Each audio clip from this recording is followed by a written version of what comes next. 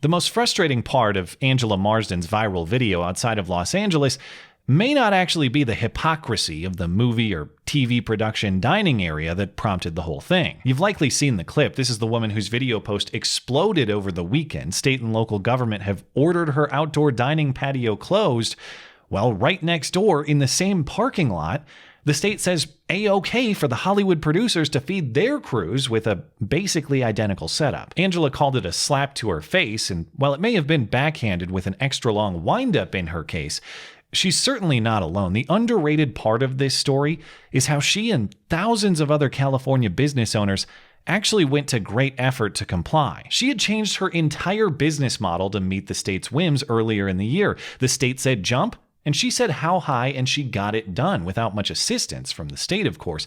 She retrofitted her business on her own dime. She rebuilt the place as an outdoor sports bar, complete with the TVs, under a big tent for shelter with lights and other decorations to make it attractive.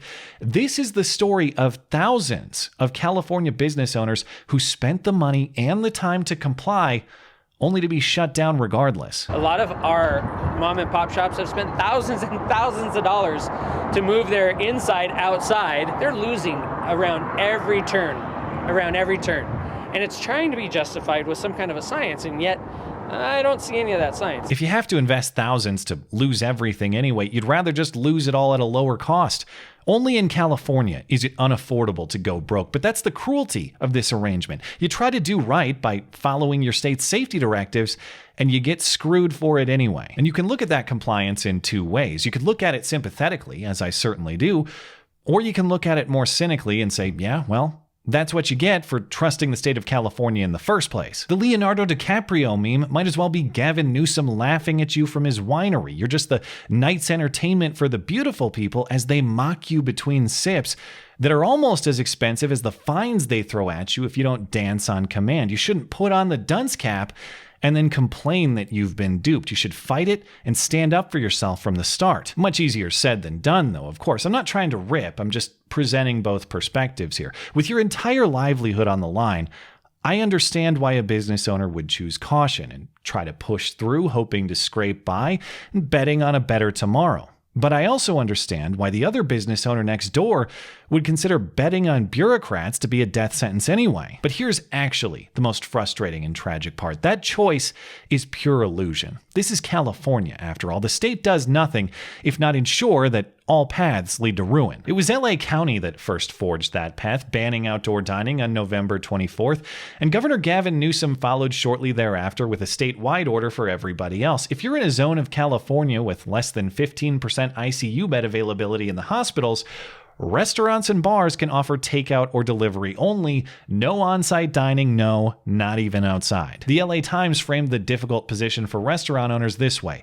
It's a stark choice. Close outdoor dining or risk being shut down by the health department authorities. But as a practical matter, it's not really a meaningful choice at all. The businesses the Times profiles are making different choices, but they're not actually getting different outcomes. We're describing a choice between suicide or execution. Would you like to walk to the guillotine voluntarily, or would you prefer that we drag you there kicking and screaming? There are many methods of walking to this chopping block. Some choose to make a trolley show of it. Others choose to comply without resistance.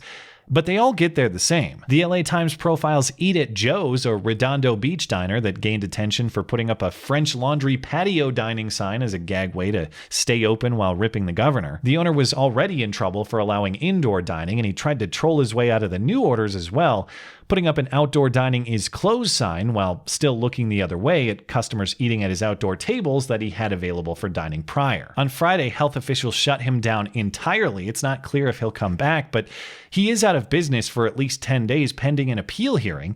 He says the health authorities are coming at him with the intent to close him down. Disobedience will not be tolerated, but of course, neither will obedience. Option 1 is disobey the state and go out of business.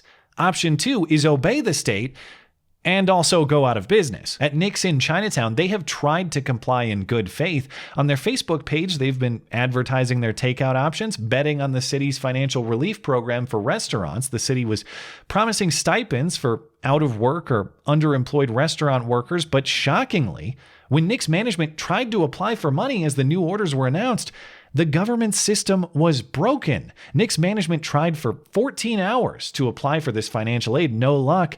The deadline expired, and the government website still couldn't be loaded. Nick's management says we had a good business. We had employees who worked with us for years.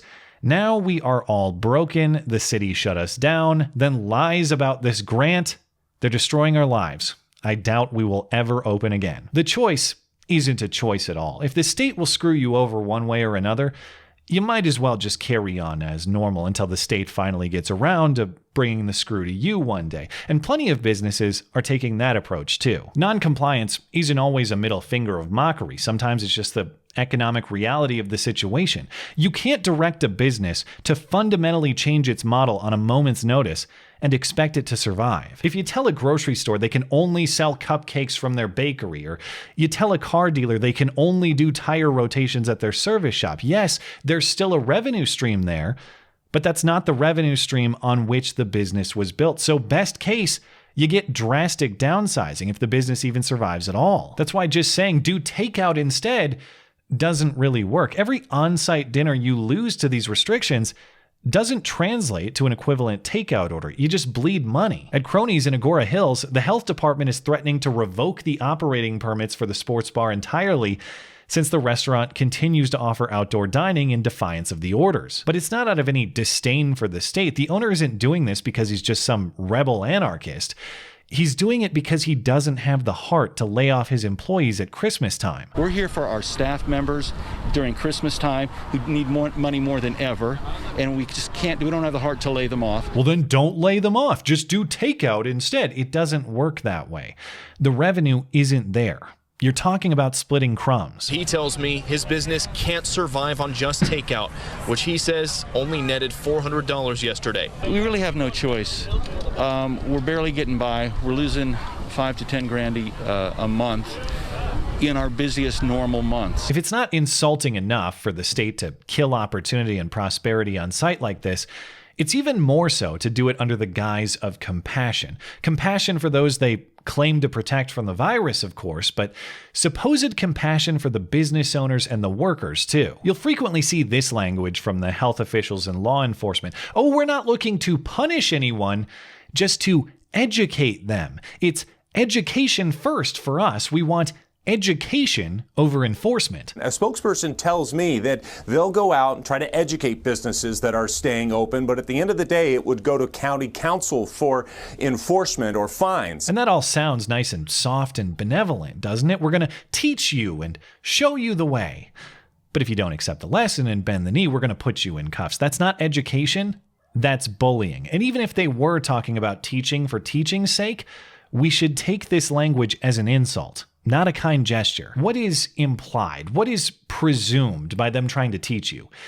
It's that they know better than you. It's that they have all the information and you don't, but once you do, you will obviously agree with them. The entire premise rests on the idea that they are smarter and more informed than you. Awfully presumptuous to think the guy in Agora Hills doesn't understand the danger of the virus, considering he lost his dad to it. Fold says he knows the virus is serious. He lost his dad to COVID-19 in April. Awfully audacious to tell us the decisions are obvious with the right information, while never disclosing the supposedly right information. Where is the evidence that outdoor dining is dangerous? It doesn't tell you in the text of the order. It just says, do as I say. If the evidence is widely available, why did Los Angeles County need a week to present it in court? And even when they had that opportunity on Tuesday, why didn't they have anything specific? The people imposing their education for how to run your business have no experience whatsoever in running a business. If they knew better than you how to run your business, they'd be running one down the street and out competing you instead of parasitically siphoning off the prosperity that you built. If they were capable of building anything, they would, but they can't, so they steal. And we are under no obligation to take construction lessons from thieves. We are not a country lacking in epidemiology education. We are a country lacking in basic civics and philosophy education. We don't need lessons in viral spread or business management, as much as we need lessons in basic rights and moral foundations. There was a great message from the Riverside County Sheriff on this topic on Friday. He says, "Sorry, I'm not participating. I don't care how scientific or experty the governor's edicts are. They don't erase fundamental rights or basic moral principles." He is expecting us to arrest anyone violating these orders, cite them and take their money, close their businesses, make them stay in their homes, and take away their civil liberties, or he will punish all of us. I believe that all jobs are essential to someone. Leaders do not threaten, attempt to intimidate, or cause fear.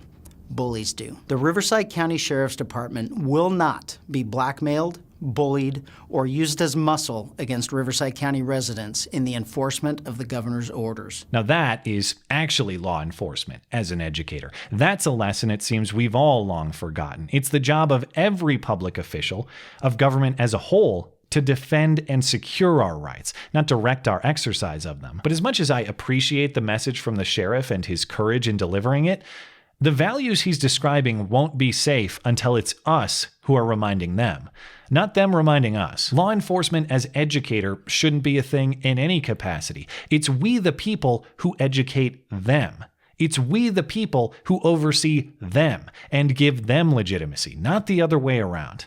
If the state has to remind us of our founding philosophy, our founding philosophy is already lost. Although, in fairness, if any state in the Union actually did need our founding philosophy imposed upon them, it would be California. God knows they're not going to stop imposing on their own people or the rest of us anytime soon. If they insist on a war of who gets to impose on whom, there may not be much choice but to return the favor. Thanks as always for listening and for supporting this channel always. Appreciate that thoughtful discussion down below and especially over on Twitter. That is at ML Christiansen. You're always welcome to coming out and chat in my live streams. Those are linked down in the description. Looking forward to it. Goodbye.